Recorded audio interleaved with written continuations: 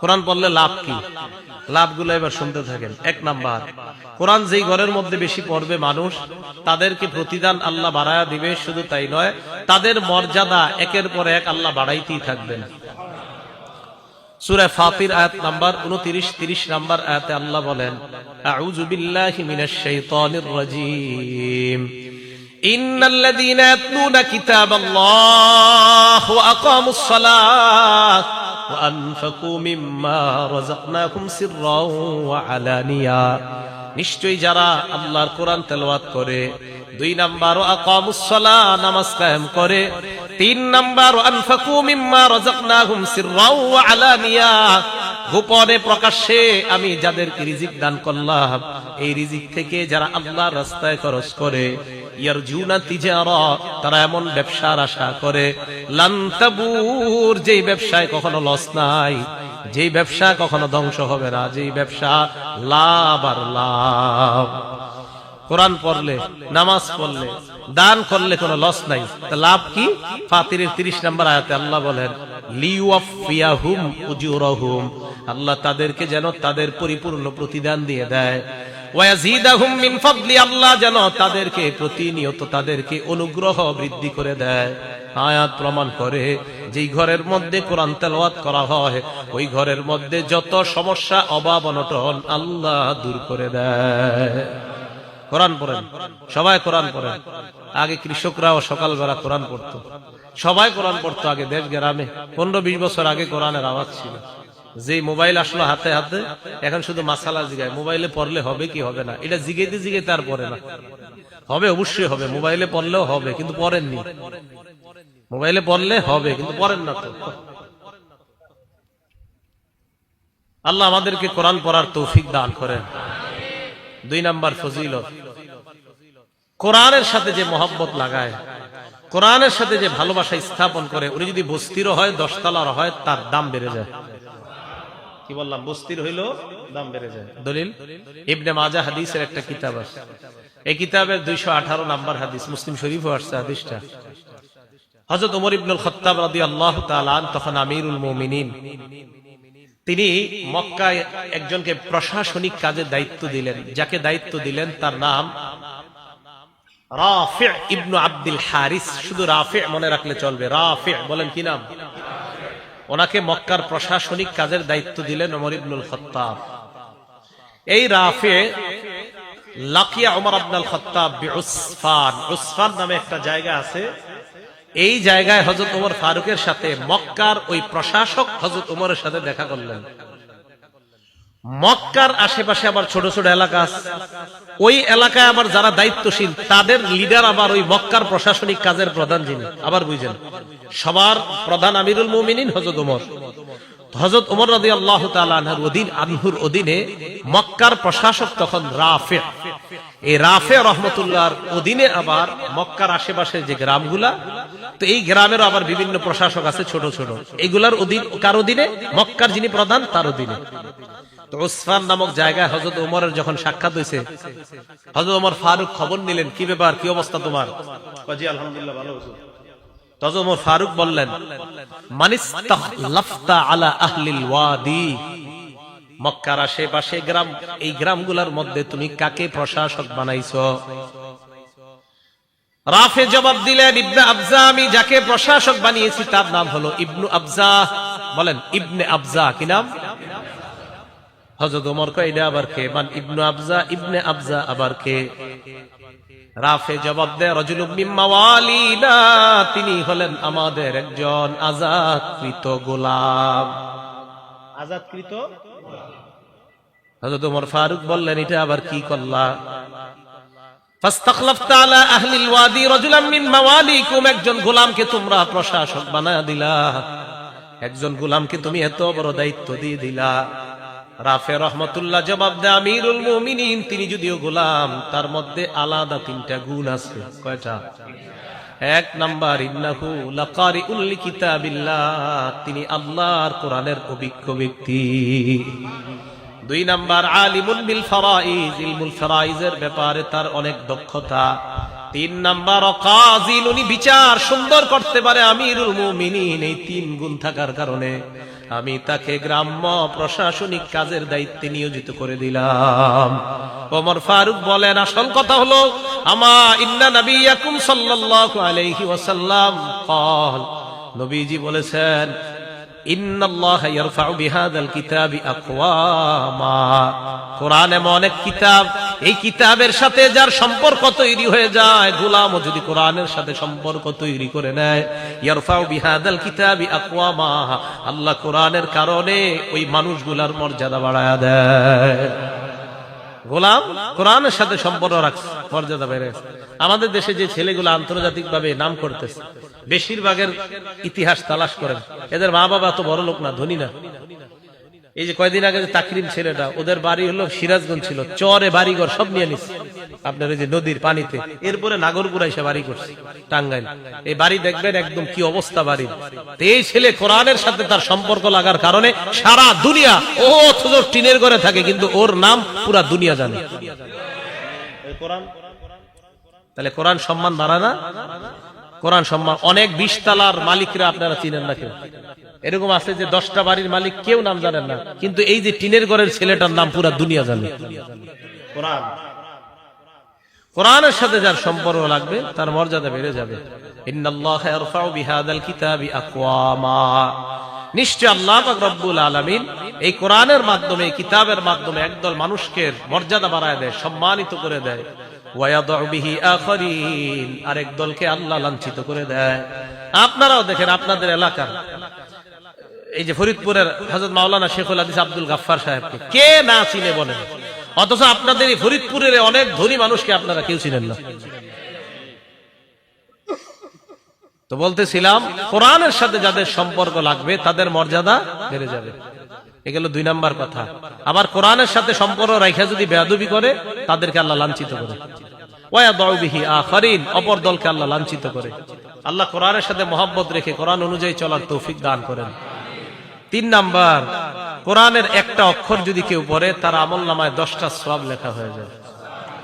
তিরমিজি শরীফের 2910 নাম্বার হাদিসের বর্ণনা, ক্বালা রাসূলুল্লাহ সাল্লাল্লাহু আলাইহি ওয়াসাল্লাম, আল্লাহ নবী বলেন, মান ক্বারা হারফাম মিন কিতাবিল্লাহ ফালাহু বিহি হাসানা ওয়াল হাসানাতু বিআশরি আমসালিহা।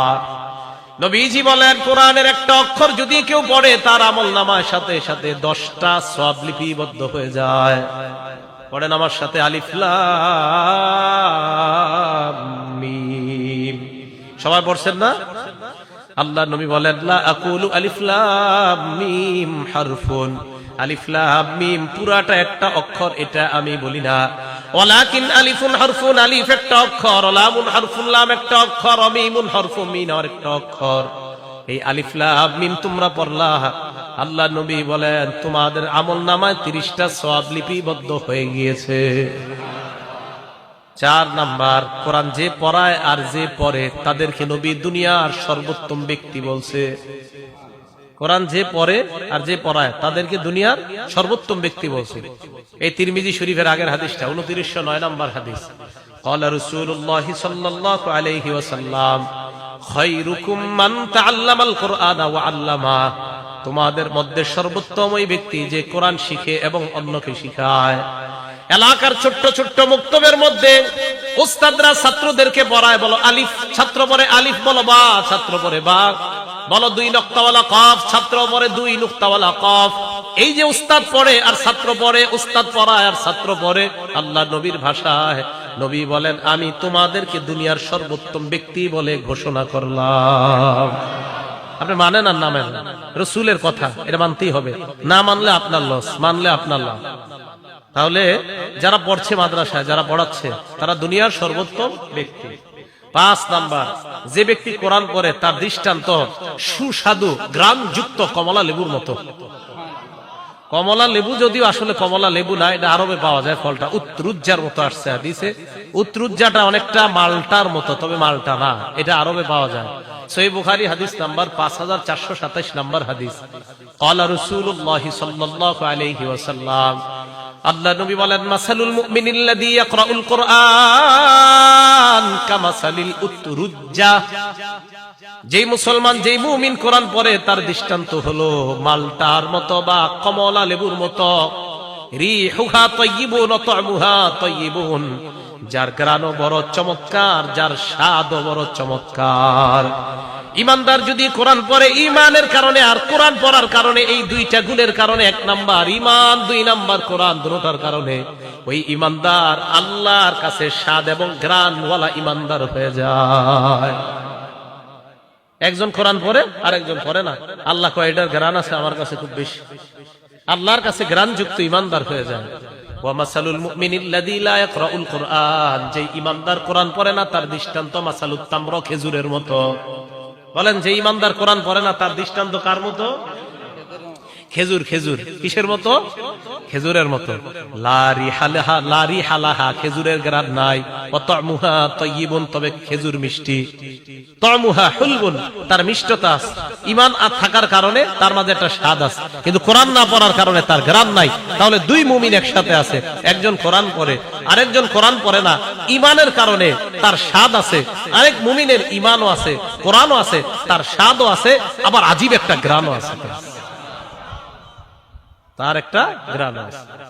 3 নাম্বার মাসালুল মুনাফিকিল্লাযী ইয়াকরাউল কুরআন কামাসালির রাইহদান, কোন মুনাফিক যদি কোরআন পড়ে তার দৃষ্টান্ত গোলাপ ফুলের মতো। কোন মুনাফিক কোরআন পড়ে তার দৃষ্টান্ত গোলাপ ফুলের মতো।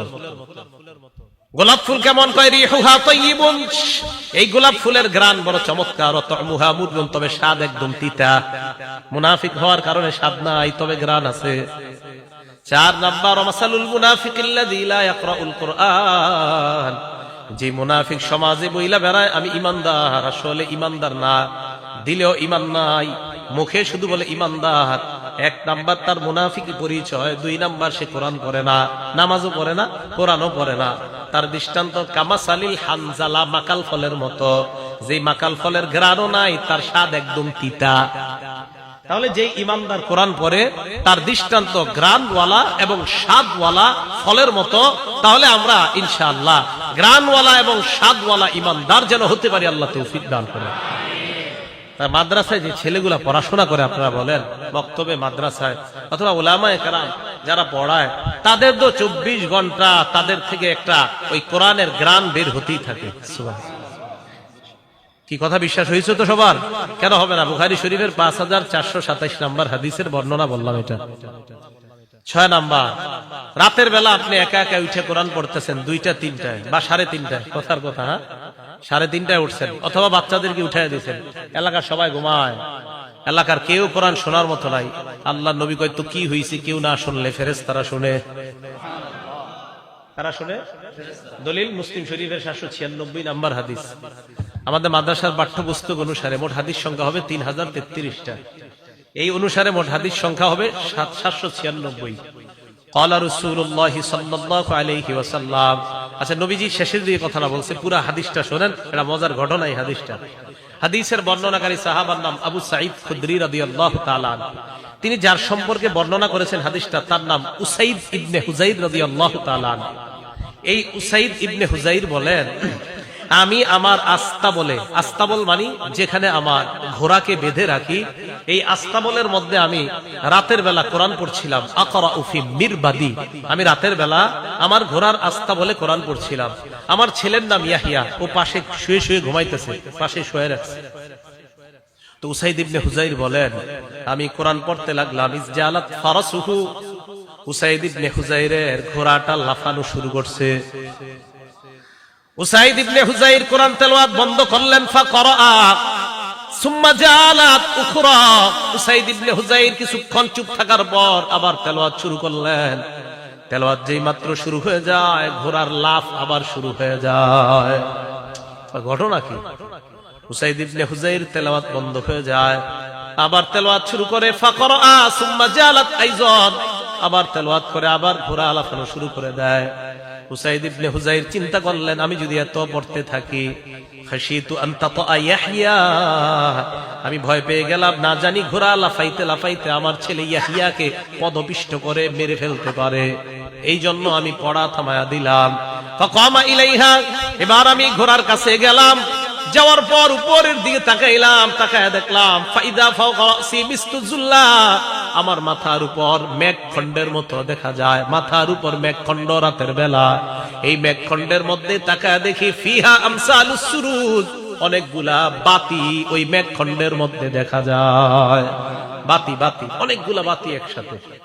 আমি তাকায় রইলাম, হঠাৎ আমি দেখি আরো যাচ্ছিল যাউই, ওই মেঘখণ্ডটা বাতি সহ শূন্যের মধ্যে চলে যায়। হাত্তা মা আরাহা, আর দেখতে পাই না। ফালাম্মা গাদাউতু আলা রাসূলিল্লাহি সাল্লাল্লাহু আলাইহি ওয়াসাল্লাম, সকালবেলা আমি আল্লাহ নবীর কাছে আসলাম। আসার পর আল্লাহ নবীকে আমি বলতে লাগলাম, ইয়া রাসূলুল্লাহ বাইনামা আনাল বারিহাতা আকরাউ ফি মিরবাদি, গত রাতে আমি আমার আস্তাবলের মধ্যে কোরআন পড়ছিলাম, হঠাৎ আমার ঘোড়াটা লাফানো শুরু করে দেয়। আল্লাহ নবী কয়, ইকরা ইবনে হুযাইর, ও উসাইদ ইবনে হুযাইর, যদি তুমি আরো তেলাওয়াত করতা। হুজুর আরো তো করছি। তারপর হুজুর আরো তেলাওয়াত করলাম, ঘোড়া আরো লাফায়। নবীজি কয়, ইশ ইকরা ইবনে হুযাইর, আরো পড়তা। হুজুর আরো পড়ছি তো। আবার ঘোড়া লাফায়, আবার থামলাম। নবী কয়, ইকরা ইবনে হুযাইর, ও ইবনে হুযাইর, তুমি আরো পড়তা। হুজুর আবার পড়ছি। পরে টেনশন করলাম, আমার ছেলেটার গায়ের মধ্যে এই ঘোড়া লাফাইতে লাফাইতে পা পড়লে আমার ছেলেটা মারা যাবে।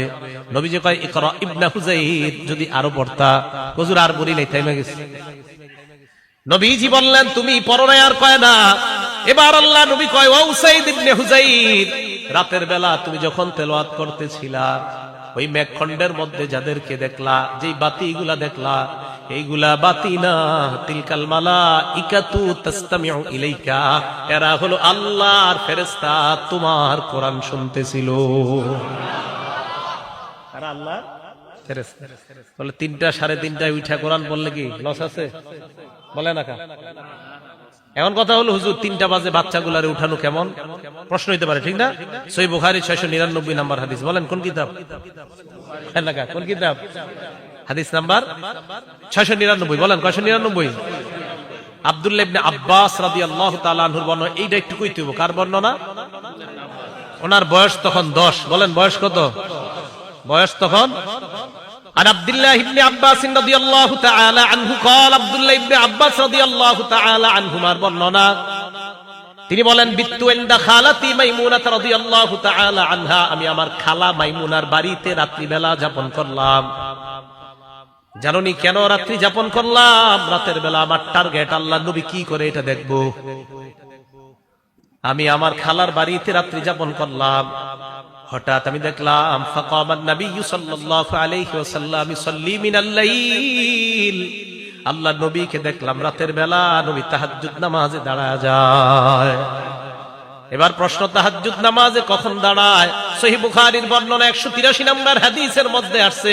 আব্দুল্লাহ ইবনে আব্বাসই বলেন, হিনা ইয়াবকা সুলুসুল লাইলিল আখির, রাতের 1/3 যখন, তখন আল্লাহ নবী দাঁড়ায়। আরেকটা বর্ণনা, আল্লাহ নবী যখন দাঁড়িয়েছেন, হাত্তা ইদান তাসাফাল লাইল, রাত যখন অর্ধেক হয়ে যায়, এই অর্ধেক হওয়ার পর বিলাইলিন ক্বাবলাহু বিলাইলিন আও বাদাহু, হয়তো রাতের ওই অর্ধেক হওয়ার একটু আগে অথবা রাত অর্ধেক হওয়ার একটু পরে আল্লাহ নবী জাগ্রত হইলেন। রাত অর্ধেক হওয়ার একটু আগে অথবা একটু পরে নবী জাগ্রত হইলেন। হওয়ার পর আমি দেখলাম আল্লাহ নবী নামাজের মধ্যে দাঁড়াইলেন। এটাই বর্ণনাটা। আরেক বর্ণনা আছে, লম্বা বর্ণনা, নবী উঠলেন, ফাজালা ইয়ামসাহুন নাওমা আন ওয়াজহিহি, সহিহ বুখারী 183 নম্বর হাদিস। মুখ থেকে সব সরাইলেন এইভাবে। এটা সুন্নত, মনে রাখবেন। ঘুম থেকে উঠা এইভাবে চোখ ঢলবেন, এইভাবে দেখবেন ঘুম চলে যাবে। আমার রাসূল করছে, করবেন, ঘুম যাক আর না যাক, নবী যেটা করছেন এরকম। তো নবীজি উঠছেন, ওঠার পর ফাকামা ইলা শান্নিন মুআল্লাকা, আল্লাহ রাসূল এক জায়গায় যাইতেন, পাশে ওনার দেয়ালের মধ্যে একটা পানির মশক ঝুলানো থাকতো, এটা আনতেন। তা আনার পর আব্দুল্লাহ ইবনে আব্বাস বলেন, আমি দেখলাম পুরা কি করে। এরপর ওযু করলেন, আমিও করলাম। এরপর নামাজে দাঁড়াইলেন, আমি কুমতু আন ইয়াসারিহি, নবীজির বাম পাশে দাঁড়াইলাম। নবীজি কি করলেন? আখাযা বিরাসি, আমার মাথাটা ধইরা আকামানি আন ইয়ামিনিহি, আমারে ডান পাশে দাঁড় করায় দিলেন। এখন আপনাদের প্রশ্ন, হুজুর আব্দুল্লাহ ইবনে আব্বাসের বয়স যে 10 বছর, এটা কই পেলেন? হইতে পারে প্রশ্ন। হ্যাঁ, আব্দুল্লাহ ইবনে আব্বাসের বয়স যে 10 বছর, এটা কোথায় পেলেন? মুসনাদ আহমদ হাদিস নাম্বার 3437 নম্বর হাদিসে আছে। আব্দুল্লাহ ইবনে আব্বাস বলেন, আমি যখন রাতের বেলা আল্লাহ রাসূলের সাথে তাহাজ্জুদ নামাজে দাঁড়াইলাম, ওয়া আনা ইয়াউমা ইযিন ইবনু 10 সিনিনা, তখন আমার বয়স 10। বয়স কত? বয়স কত? তো সমস্যা কোথায়? 10 বছরের বাচ্চা যদি রাতে 3টা 3:30টায় ওঠে, সমস্যা আছে? আর কেন নাই সমস্যা? ওই 3টায় উঠা নামাজ পড়বে, তাহাজ্জুদ পড়বে, আল্লাহর কাছে দোয়া করবে। প্রশ্ন, হুজুর কেন দোয়া করবে? সহিহ বুখারীর বর্ণনা, ইয়ানজিলু রাব্বুনা আযজা ওয়া জাল ফি কুল্লি লাইলাতিন ইলাস সামাঈদ দুনিয়া হিনা ইয়াবকা সুলুসুল লাইলিল আখির। রাতের 1/3 যখন হয়ে যায়, প্রত্যেক রাত্রে আমার রব প্রথম আসমানে আসে। আসার পর বলে, মাইয়াদউনি, আমার কাছে যে চাইবে, আমাকে যে ডাকবে, আমাকে যে ডাকবে, ফাস্তাজিব লা, আমি তার ডাকে সাড়া দিব। ওয়া মাইয়াসআলুনি ফাউতিয়া, আমার কাছে যে চাইবে আমি তাকে দিব।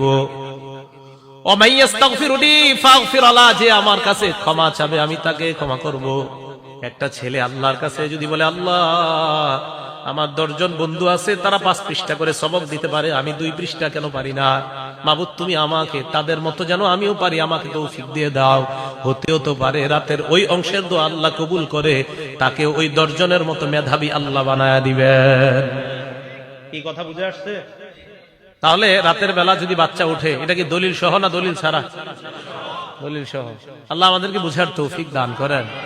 খায়ের, বলছিলাম রাসূল আকরাম সাল্লাল্লাহু আলাইহি সাল্লাম বলেন, তারা ছিল ফেরেশতা। বুঝলে গেছেন কোন জায়গায় ছিলাম? মুসলিম শরীফে 796 নম্বর হাদিসে ছিলাম। তো তারা ফেরেশতা, তিলকাল মালাইকা, তারা হলো ফেরেশতা। তারা তোমার পড়া শুনতে ছিল। এবার আল্লাহ নবী বলেন, লাউ করাতা, তুমি যদি পড়তেই থাকতা, আসবাহাত হাত্তা ইয়ারাহান নাস মা তাস্তাতিরু ইলাইহিম, তুমি যদি সকাল পর্যন্ত পড়তা, ফজরের আজান শুইনা মুসল্লিরা যখন মসজিদে আসতো, তারা সচক্ষে ফেরেশতাদেরকে দেখতে পাইতো। তাহলে রাতের বেলা কোরআন তেলাওয়াত করা, এটাও প্রমাণিত। রাতের বেলা তাহাজ্জুদ পড়া, বাচ্চা পড়বে, এটাও প্রমাণিত। ওই সময় আল্লাহ দেওয়ার জন্য প্রস্তুত থাকে, তাই বাচ্চারা ওই সময় উঠা তাদেরকে এই অভ্যাস করানো যে আল্লাহর কাছে চাওয়ার অভ্যাস করো, এটাও প্রমাণিত। আর ওই সময় মানুষ যদিও কোরআন তেলাওয়াত না শুনে, ওই সময় ফেরেশতারা কোরআন তেলাওয়াত শুনে, এটাও আমরা হাদিস থেকে প্রমাণ পাইলাম। আল্লাহ আমাদের সকলকে বুঝার তৌফিক দান করেন। 7 নাম্বার কথা, কোরআনের মর্যাদা এত বেশি, 2 ব্যক্তি শহীদ হয়ে গেছে। কয়জন? 2 জন শহীদ হয়েছে। এই 2 জন শহীদ হওয়ার পর কারে কবরে রাখবে? এক কবরে রাখবে 2 জনের আর কি। উহুদের যুদ্ধে প্রায় 70 জন শহীদ হয়েছে। এই শহীদদেরকে নবীজি 2 জনের এক কাপড়ের মধ্যে পেঁচাইতেছে। অভাব, আপনার ইয়া নাই, কাফনের কাপড় নাই, টাকাও নাই, অর্থের সংকট। রাসূল আকরাম সাল্লাল্লাহু আলাইহি সাল্লাম 2 শহীদকে এক কাপড়ের মধ্যে পেঁচাইতেছে। সহিহ বুখারীর 1343 নম্বর হাদিস, 1343, 1343। এই হাদিসে আসছে, কারণ নবী সাল্লাল্লাহু আলাইহি ওয়াসাল্লাম ইয়াজমাউ বাইনার রাজুলাইনি মিন কতলা উহুদিন ফি সাওবিন ওয়াহিদ। উহুদের যুদ্ধে যারা শহীদ হয়েছে তাদের মধ্যে 2 ব্যক্তিকে আল্লাহ রাসূল এক কাপড়ের মধ্যে পেঁচাইলেন। পেঁচানোর পর আল্লাহ নবী প্রশ্ন করতেন, আইয়ুহুম আকসারু আখজান লিল কুরআন, এই 2 জনের মধ্যে কোরআন পারে বেশি কে? ফাইদা উশিরা ইলা আহাদিহিমা, সাহাবাদের মধ্যে যখন বলা হইতো, ইয়া রাসূলুল্লাহ এই 2 জনের মধ্যে ওমকে কোরআন বেশি পারে, আল্লাহ নবী কবরে রাখার সময় কদ্দামাহু ফিল লাহদি, ওই কোরআনওয়ালা শহীদকে আল্লাহ নবী প্রাধান্য দিয়ে কবরের মধ্যে রাখতেন। তাহলে কি বোঝা যায়? বলেন, কোরআনওয়ালার মর্যাদা মরার আগে না মরার পরেও? বুঝেন নাই? কোরআনওয়ালার মর্যাদা মরার আগে না পরেও? কোরআনওয়ালার মর্যাদা শহীদ হওয়ার আগে না শহীদ হওয়ার পরেও? আল্লাহ বুঝার তৌফিক দান করেন। 8 নাম্বার, কোরআন যে ব্যক্তি পড়ে, যারা কোরআন পড়ে তারা আল্লাহর পরিবারভুক্ত হয়ে যায়। বলেন, কোরআন ওয়ালা কার পরিবারভুক্ত? একটু জোরে বলেন, কোরআন ওয়ালা কার পরিবারভুক্ত? হ্যাঁ, কোরআন ওয়ালা আল্লাহর পরিবারভুক্ত।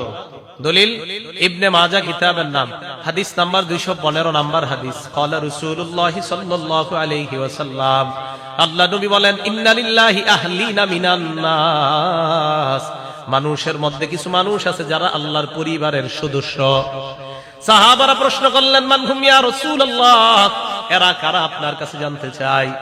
আল্লাহ নবী জবাব দিলেন, হুম আহলুল কোরআন আহলুল্লাহি ওয়া খাসাতুহু, যারা কোরআনওয়ালা, কোরআনের ধারক বাহক, তারা আল্লাহর পরিবার এবং আল্লাহর বিশেষ অন্তর্ভুক্ত হয়ে যায়। উনি আমার আস্থা ভাজন, বলে না এরকম? উনি প্রধানমন্ত্রীর আস্থা ভাজন। কোরআনওয়ালারা আল্লাহর আস্থা ভাজন, আল্লাহর বিশেষ পার্সোনাল মেহমান হলো কোরআনওয়ালারা। আর আমরা সবাই কার বান্দা? আমরা সবাই কার বান্দা? আল্লাহর বান্দা। আমাদের মধ্যে যারা হাফেজে কোরআন তারা আল্লাহর পার্সোনাল বান্দা, বিশেষ এরা আমার পার্সোনাল, এরা প্রাইভেট আমার। তাহলে কোরআন ওয়ালার মর্যাদা আল্লাহ দেয়, রসুল দেয়, আমরা দিতে সমস্যা কোথায়? আল্লাহ বুঝার তৌফিক দান করেন। 9 নাম্বার, কোরআন ওয়ালাকে সম্মান করা। একজন হাফেজে কোরআনকে সম্মান করা মানে আল্লাহকে সম্মান করা। বলেন বলেন, কোরআন ওয়ালাকে সম্মান করা, বলেন আল্লাহকে সম্মান করা। আবার বলেন, কোরআন ওয়ালাকে সম্মান করা, আল্লাহকে সম্মান করা। আবু দাউদ শরীফ হাদিস নাম্বার 4843 নাম্বার হাদিস। ক্বালা রাসূলুল্লাহ সাল্লাল্লাহু আলাইহি ওয়াসাল্লাম, আল্লাহ নবী বলেন, ইন্না মিন ইজলালিল্লাহ ইকরামা যিস শাইবাতিল মুসলিম, সাদা দাড়িওয়ালাকে সম্মান করা, ওয়া হামিলিল কুরআন, কুরআনওয়ালাকে সম্মান করা, ওয়া ইকরামা বিস সুলতানিল মুকসিত, ন্যায়পরায়ণ শাসককে সম্মান করা মানে আল্লাহকে সম্মান করা। বলেন, সাদা দাড়িওয়ালারে সম্মান করা মানে কারে সম্মান করা? হাফেজে কোরআনকে সম্মান করা মানে কাকে সম্মান করা? ইনসাফওয়ালা ন্যায়পরায়ণ শাসককে সম্মান করা মানে কাকে সম্মান করা? তাহলে 3 ব্যক্তিকে সম্মান করা মানে আল্লাহকে সম্মান করা। 1 নাম্বার সাদা দাড়িওয়ালা মুরব্বী, একে সম্মান করা মানে আল্লাহকে সম্মান করা। 2 নাম্বার হামিল কোরআন, যারা কোরআনের ধারক বাহক। সাদা দাড়িওয়ালা যারা দেখবেন, এদের দেখলে আলাদা একটা মায়া লাগে। এই যে ডিআইটি মসজিদের খতিব সাহেব হুজুর এতবার আলোচনা করছে, হুজুরে দেখবেন দাড়িটার দিকে তাকাইলে একটা মায়া লাগে, আলাদা একটা মায়া কাজ করে। আপনারা দেখবেন উনি বয়ান কি করছে, হ্যাঁ ওইটা না শুনে দেখবেন অনেকে এরকম যে আর দাড়িটাই তো এত সুন্দর লাগে। আমি অনেক সময় বলি আল্লাহওয়ালাদের মজলিসে যাওয়ার জন্য শুধু এই কারণে আমি বলি যে আল্লাহওয়ালাদের মজলিসে যাবেন। হুজুর অনেক সময় যায়া যদি সামনাসামনি না বইতে পারি কথা বুঝি না। আমি কেন? অনেক সময় অনেক জায়গার মাইকের সমস্যা থাকার কারণে 3-4 তালা মসজিদে কথা বোঝা যায় না। আমি কই চেষ্টা করবেন আল্লাহওয়ালাদের মজলিসে গিয়া কি বলে ওইটা জানা দরকার নাই, খালি তাকায় থাকবেন, কতক্ষণ শুধু তাকায় থাকবেন, এইভাবে দেখতে থাকবেন এই সাদা দাড়িওয়ালা আল্লাহওয়ালাদের দিকে, শুধু তাকায় থাকবেন। এই যে তাকায় থাকবেন দেখবেন ভিতরে পরিবর্তন শুরু হয়ে গেছে। এটা আল্লাহওয়ালাদের একটা আজীব আল্লাহর সাথে সম্পর্ক। তো সাদা দাড়িওয়ালাদেরকে দেখলে দেখবেন অটোমেটিক অন্তর একটা শ্রদ্ধা তৈরি হয়ে যায়। রাসূল আকরাম সাল্লাল্লাহু আলাইহি সাল্লাম বললেন, সাদা দাড়িওয়ালাকে সম্মান করা, কোরআনওয়ালাকে সম্মান করা, আর ইনসাফগার ন্যায়পরায়ণ শাসককে সম্মান করা মানে কাকে সম্মান করা? তাহলে আমরা কোরআনওয়ালাকে সম্মান করব তো ইনশাআল্লাহ। আল্লাহ তৌফিক দান করেন। 10 নাম্বার, এক সাহাবার বিয়া করার টাকা নাই। কি করার টাকা নাই? বিয়া করার টাকা নাই, মোহরানা দেওয়ার মতো টাকা নাই। নবীজি শুধু কোরআন থাকার কারণে এটাই মোহরানা ধরে বিয়ে দিয়ে দিস। সহিহ বুখারী হাদিস নাম্বার 5030 নাম্বার হাদিস। আপনারা মনে করছেন এটা কি কোনো গল্প টল্প হইতে পারে যে এরকম বিয়ার কাহিনী? এটা বুখারী শরীফে আছে, 5030 নাম্বার হাদিস। নবীজির কাছে এক মহিলা আসার পর কয়, ইয়া রাসূলুল্লাহ ইন্নী ওয়াহাবতু লাকা নাফসি, হুজুর আমি আমারে আপনার কাছে দান করে দিলাম। আমাদের আয়েশা সিদ্দিকা এগুলা যখন দেখতো, কোনো মহিলা এসে বলতো, হুজুর আমি নিজেরে আপনার কাছে দান করে দিছি, বলতো আচ্ছা মহিলাদের শরম করেন আপনার এগুলা কয় আয়েশা? আমার এরকম বলতেন। আচ্ছা যাই হোক, এক মহিলা এসে কয়, হুজুর আর এটা আল্লাহর ফয়সালা, আল্লাহ তাআলা আমাদের নবীজির ব্যাপারে ফয়সালা করেছিলেন, কোন নারী যদি আপনাকে নিজের দান করে দেয় আপনি অধিকার রাখেন এই নারীর ব্যাপারে, এটা আল্লাহ তাআলা ফয়সালা করছে। তো যাই হোক, এক মহিলা এসে বলতেছে, হুজুর আমি নিজেকে আপনার জন্য দান করে দিলাম। নবী সাল্লাল্লাহু আলাইহি সাল্লাম মহিলার কথা শুনে নিচের দিকে মাথা দিলেন। এক সাহাবা দাঁড়ায় কয়, হুজুর ইন লাম ইয়াকুল লাকা ফিহা হাজা, হুজুর মহিলা আপনারা যা বলছে, আপনার যদি এখানে কোনো আগ্রহ না থাকে, হুজুর জাওবিজিনিহা, এই মহিলাটারে আমার সাথে বিয়ে দিয়ে দেন। নবী সাল্লাল্লাহু আলাইহি সাল্লাম কয়, তোমার সাথে বিয়ে দিয়ে দিব? কয় জি হুজুর। মাজা ইনদাকা, কি আছে তোমার? টাকা পয়সা আসেনি? লা ইয়া রাসূলুল্লাহ, আল্লাহর কসম হুজুর কিছু নাই। নবীজি বললেন, ইযহাব ইলা আহলিকা ফানজুর, বাসা যাও, দেখো তোমার হাল ইনদাকা মিন শাইইন, কিছু আছে কিনা দেখো, তালাশ করে। ওয়ালাউ খাতিমাম মিন হাদিদ, লোহার একটা আংটিও যদি হয় তালাশ করে পাইলে আমার কাছে নিয়ে আসো। সাহাবা আয়েশা কয়, হুজুর লোহার আংটিও নাই, আমার কাছে সবচেয়ে মূল্যবান দামি জিনিস হলো আমার এই লুঙ্গিটা। কথাগুলা শুধু শুধু শুনতেছেন এই নিয়তে, শুয়ে নামাজ পড়ে একটু ভাইবেন। এক সাহাবা নবীদের কয়, হুজুর লুঙ্গিটা ছাড়া কিছু নাই। তাদের দিলগুলা কত সাফ ছিল, ঠিক না? কত সাফ দিলওয়ালা মানুষ ছিলেন তারা। হুজুর এই লুঙ্গিটা ছাড়া আর কিছু নেই। নবী সাল্লাল্লাহু আলাইহি সাল্লাম কয়, লুঙ্গিটা এত সাফ ছিল। একটা হাদিস মনে পড়ে গেছে, শোনায় দিই। তিরমিজি শরীফের 3375 নাম্বার হাদিস। এক সাহাবা নবীজির কাছে আসছে, আসার পর কয়, ইয়া রাসূলুল্লাহ ইন্না শারা'i আল ইসলাম কদ কাসুরাত আলাইয়া। হুজুর, ইসলামের এত বিধিবিধান আমি মুখস্থ রাখতে পারি না। কত সহজ সরল দেখেন। নবীজি কয়, তো কি করবো এখন কও? হুজুর, আখবিরনি বিআমালিন, এমন একটা আমল আমারে সংক্ষেপে শিখাইয়া দেন, আতাশাব্বাতু বিহি, আমি যেটা সব সময় আমল করতে পারি, যেহেতু সব মনে রাখতে পারি না, সংক্ষেপে একটা শিখাইয়া দেন যেটা আমলও করতে পারি, মনেও রাখতে পারি, আর মরলে যেন হুজুর তাড়াতাড়ি জান্নাতে যেতে পারি। নবী সাল্লাল্লাহু আলাইহি সাল্লাম কয়, লা ইয়াজালু লিসানুকা রাতবাম মিন যিকরিল্লাহ, তোমার এই জিহ্বাটা সর্বদা যেন আল্লাহর জিকিরে তরু তাজা হয়ে যায়। জিহ্বাটা সর্বদা আল্লাহর জিকির দ্বারা ভিজিয়ে রাখবা, আল্লাহর জিকির দ্বারা সিক্ত রাখবা, মরবা আর আল্লাহর জান্নাতে প্রবেশ করবা।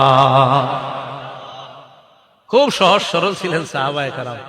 যাক, বলতেছিলাম তবে হুজুর লুঙ্গিটা ছাড়া আমার কিছু নেই। আল্লাহ নবী কয়, মিয়া তোমার এই লুঙ্গি যদি মোহর দাও, এটা কাইটা যদি অর্ধেক দাও, অর্ধেক দিয়ে তো কষ্ট হবে তোমার পড়তে, আর অর্ধেক যদি তোমার বউরে দাও, না যাও, বিয়া হবে না। কথা কিন্তু শেষ। নবীজি ডাক দিলেন, এই শোনো শোনো শোনো, হাল মাআকা মিনাল কোরআন, বিমাজা মাআকা মিনাল কোরআন, অথবা মা মাআকা মিনাল কোরআন, কোরআনের কিছু পারোনি তুমি? সাহাবা কয়, হুজুর জি, সূরাতুন কাজা ওয়া কাজা, ওই সূরাটা আমার মুখস্থ আছে। আল্লাহ রাসূল কয়, মাল্লাকতুকা হা বিমা মাআকা মিনাল কোরআন, শুধু কোরআনের কয়েকটা সূরা মুখস্থ পারো, এটাই মোহরানা ধরে তুমি এই মেয়েটাকে শিখাইয়া দিবা, বাস এটাই মোহরানা, মেয়েটাকে তোমার সাথে আমি বিয়ে দিয়ে দেব। কোরআনের দাম আছে। আল্লাহ বুঝার তৌফিক দান করেন।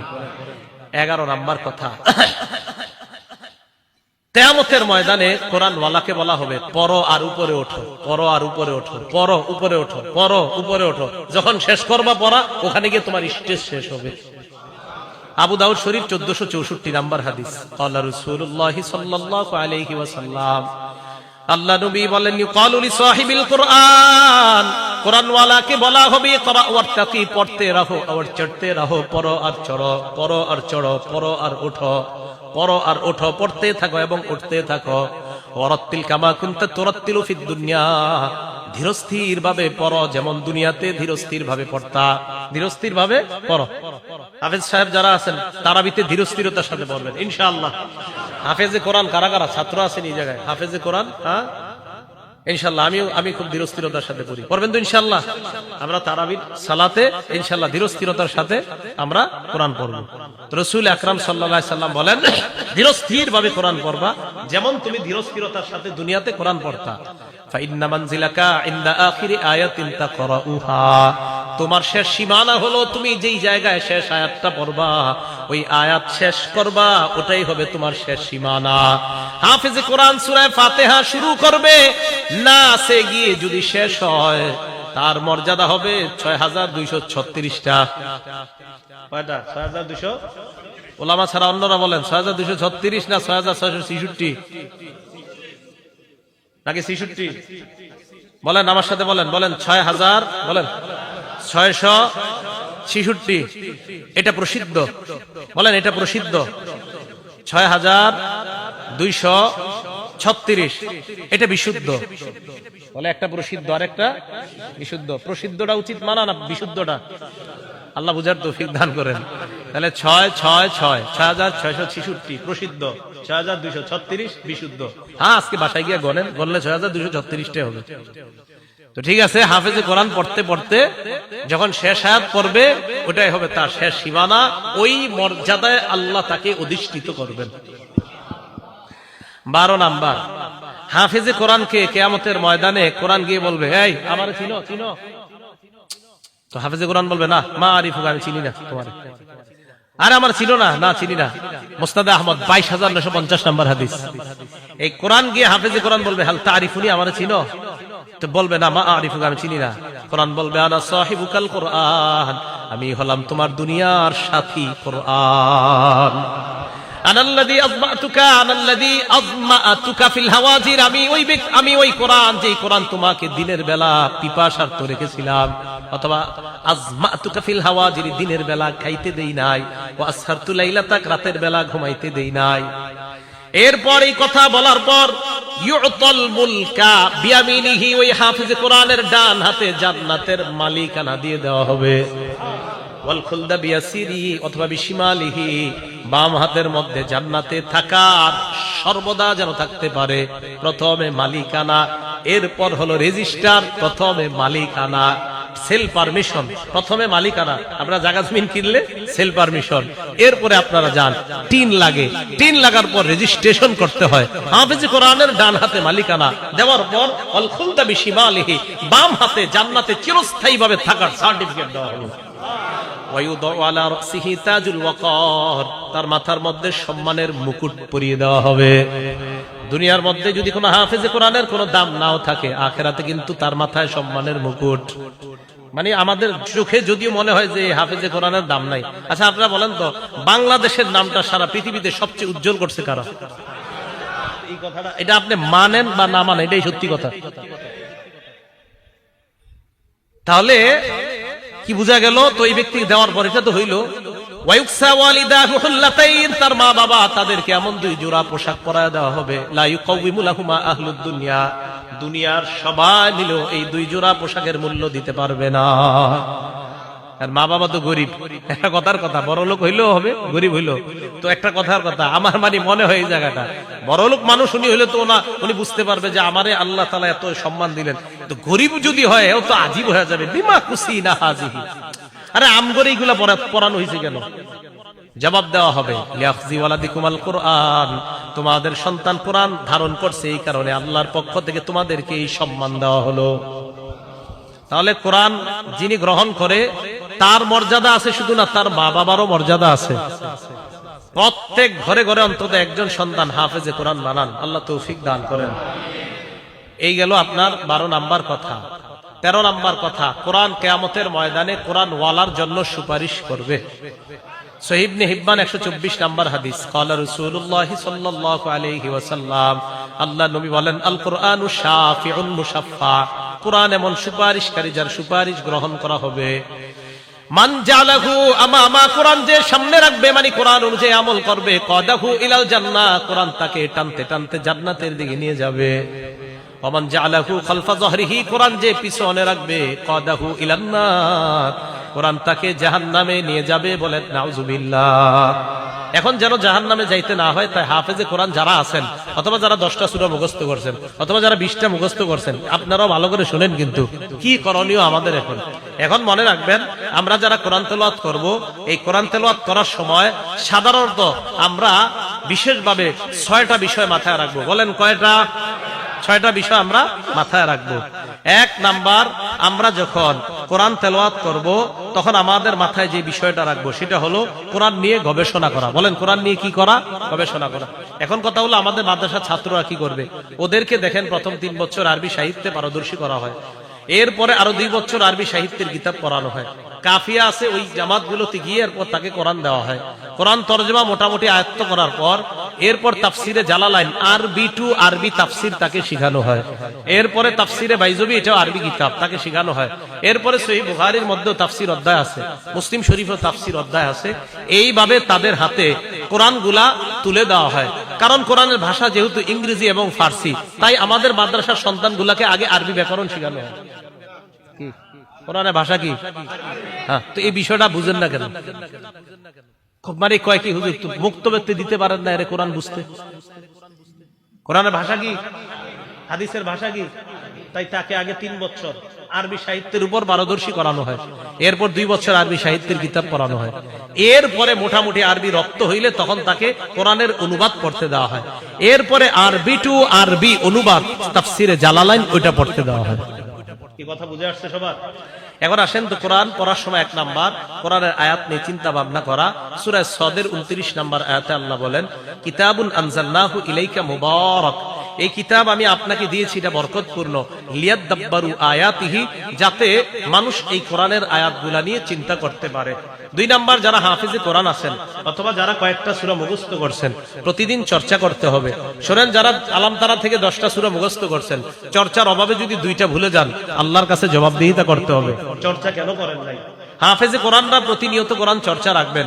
সহিহ বুখারীর বর্ণনা 5033 নম্বর হাদিস। ক্বালা রাসূলুল্লাহ সাল্লাল্লাহু আলাইহি ওয়াসাল্লাম, আল্লাহ নবী বলেন, তাআহাদুল কোরআন, কোরআন তোমরা প্রতিনিয়ত চর্চা করো, প্রতিনিয়ত পড়বা, অভ্যাস করে নাও কোরআনের সাথে তোমরা চর্চা, একদিনও মিস করবা না। ফাওয়াল্লাযী নাফসি বিয়াদিহি লাহু আশাদ্দু তাফাসসিয়াব মিনাল ইবলি ফি উকলিহা, ওটের বাদন খুলে দেওয়ার পর দ্রুতগামী ওট যেমন দ্রুত দৌড়িয়ে পালিয়ে যায়, কোরআন যারা পড়ছে, পড়ার পর যারা চর্চা না করে, তাদের থেকে কোরআন ওই দ্রুতগামী ওটের চাইতে আরো দ্রুত পালিয়ে যায়। বলেন নাউজুবিল্লাহ। এই জন্য সাধারণত বাচ্চাদেরকে মাদ্রাসায় রাখার চিন্তা করা হয়। কেন?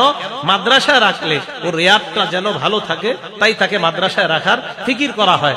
কারণ মাদ্রাসায় না রাখলে ওরে যদি 2 ঘন্টার ছুটি দেন, ও ভিডিও গেমস খেলবে, ও মোবাইলে গেমস খেলবে, ও বাজারে গিয়ে ভিডিও গেমসের দোকানে গেমস খেলবে। এই জন্য মাদ্রাসায় রাখলে ও রেয়াদের মাদ্দাটা আরো ভালো হয়। আল্লাহ আমাদেরকে বুঝার তৌফিক দান করেন। 3 নাম্বার, কোরআন মাঝে মাঝে অন্যের কাছ থেকে শোনা এবং মাঝে মাঝে কোরআন অন্যের কাছ থেকে শ্রবণ করা। সহিহ বুখারী হাদিস নাম্বার 5055 নাম্বার হাদিস। আব্দুল্লাহ ইবনে মাসউদ রাদিয়াল্লাহু তাআলা আনহুকে রাসূল বললেন, ইকরা আলাইয়া, তুমি আমাকে কোরআন পড়ে শোনাও।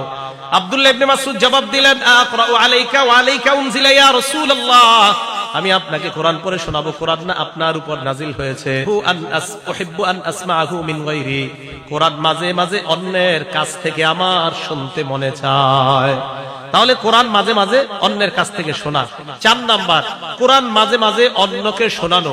সহিহ বুখারী হাদিস নাম্বার 4964 নাম্বার হাদিস।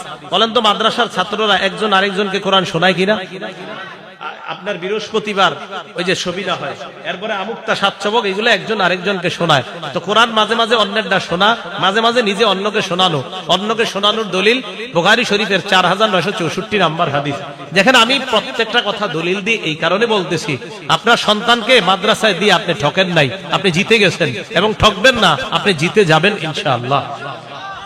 তো 4964 নাম্বার হাদিসে আসছে, রাসূল সাল্লাল্লাহু আলাইহি ওয়াসাল্লাম ওনার সাহাবা উবাই ইবনে কাবকে বলে, উবাই, ইন্নাল্লাহা আমারানি আন আকরা আলাইকা, উবাই, আল্লাহ আমাকে বলছে আমি যেন তোমারে কোরআন পড়ে শোনাই। হযরত উবাই বলে, ইয়া রাসূলুল্লাহ, আল্লাহু সাম্মানি, হুজুর আল্লাহ কি আমার নামটা নিছে? নবীজি বলে, হ্যাঁ, আল্লাহু সাম্মানি লাকা, আল্লাহু সাম্মাকা লি, আল্লাহ তোমার নামটা ধরেই বলছে তোমাকে যেন আমি কোরআন পড়া শোনাই। দেখছেন, হযরত উবাই ইবনে কাব হলো সাহাবাদের মধ্যে সবচেয়ে শ্রেষ্ঠ কারি। এই জন্য উবাই ইবনে কাবের কোরআনের সাথে এত গভীর সম্পর্কের কারণে আল্লাহ উবাই ইবনে কাবের নাম বলছেন।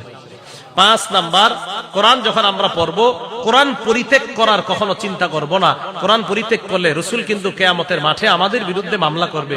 সূরা ফুরকানের 30 নাম্বার আয়াতে আল্লাহ বলেন, ওয়াকালা রাসূলু ইয়া রাব্বি ইন্না কওমি ইত্তাখাযু হাযাল কুরআনা মাহজুরা, আল্লাহ বলবে, হে আমার রব, আমার সম্প্রদায় এই কোরআনকে পরিত্যাগ করেছে। তাহলে কোরআন পরিত্যাগ করার চিন্তা করা যাবে না। 6 নাম্বার, মাথায় রাখবেন, পড়ার সময় চিন্তা করবেন, আমার পড়া কি শুদ্ধ হইতেছে নাকি হয় না, এই চিন্তা করা। এই জন্য কোরআন শিখতে হবে কোরআনের অভিজ্ঞ ব্যক্তিদের থেকে। বলেন, কোরআন শিখতে হবে কাদের কাছ থেকে? তাহলে এবার বলেন তো, হাফেজে কোরআন হইতে হবে কাদের কাছে? হাফেজদের কাছে। হাফেজে কোরআন হইতে হবে কাদের কাছে? হাফেজের কাছে। অভিজ্ঞ ব্যক্তি থেকে কোরআন শিখার দলিল সহিহ বুখারী 4999 নাম্বার হাদিস। রাসূল আকরাম সাল্লাল্লাহু আলাইহি সাল্লাম বলেন, খুযুল কুরআন মিন আরবা'a, 4 জনের থেকে তোমরা কোরআন শিখো। মিন আব্দুল্লাহ ইবনে মাসউদ, 1 নাম্বার আব্দুল্লাহ ইবনে মাসউদ, 2 নাম্বার সালিম, সালেম থেকে শিখো। 3 নাম্বার উবাই ইবনে কাব, 4 নাম্বার মুআজ ইবনে জাবাল। এই 4 জন থেকে তোমরা কোরআন শিখো, কারণ তারা 4 জন কোরআন বড় চমৎকার পড়ে। আব্দুল্লাহ ইবনে মাসউদের ব্যাপারে তো আল্লাহ রাসূল বলেন যে ইবনে মাসউদ যেইভাবে কোরআন পড়ে, আল্লাহ কোরআনটা এইভাবেই নাজিল করছে।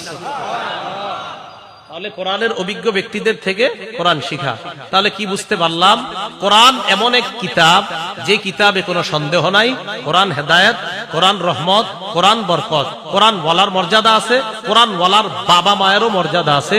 কোরআন শিখতে হবে কোরআনের অভিজ্ঞ প্রাজ্ঞ ব্যক্তিদের থেকে। আল্লাহ পাক রব্বুল আলামিন কোরআনের ব্যাপারে কোন মানুষের অন্যায় কোন কথা আমরা কর্ণপাত না করে আমরা যেন কোরআনের আজমত মুহাব্বত আগের চেয়েও আরো বেশি বাড়িয়ে দিতে পারি। আল্লাহ তৌফিক দান করেন। আমিন। ওয়া আখিরু দাওয়ানা আনিল হামদুলিল্লাহি রাব্বিল আলামিন।